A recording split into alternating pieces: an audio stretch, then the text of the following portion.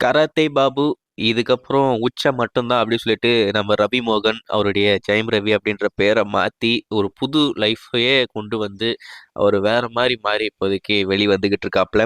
அவர் இப்போ நடிச்சுக்கிட்டு இருக்க திரைப்படம் தான் இந்த கராத்தே பாபு. சேகர் பாபு அவருடைய பயோபிக் அப்படின்ற மாதிரி சொல்றாங்க. கண்டிப்பா இந்த படம் நம்ம ரவி மோகனுக்கு மிகப்பெரிய வெற்றி பெற ஒரு படமா இருக்கும் அப்படின்ற மாதிரி எதிர்பார்க்குறோம். நம்ம ஸ்டோன் பேஜ் அவங்க தான் இந்த படத்தை ப்ரொடியூஸ் பண்ணியிருக்காங்க. கண்டிப்பா இந்த படம் மிகப்பெரிய வெற்றி பெறும். நம்ம ரவி மோகனுக்கு இந்த படம் மிகப்பெரிய கம்பேக்கா அமையணும் அப்படின்ற மாதிரி நான் ஆண்டவனை வேண்டிக்கிறேன்.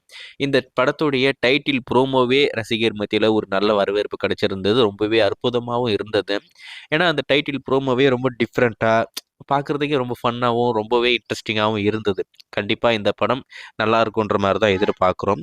இந்த படத்தை பற்றி இந்த கராத்தே பாபு படத்தை பற்றி இப்போ என்ன அப்படின்னு பார்த்தீங்கன்னா, இன்னைக்கு காலையில் 11 மணிக்கு இந்த படத்துடைய அஃபிஷியல் டீசரை இப்போ லான்ச் பண்ண போகிறாங்களாமா.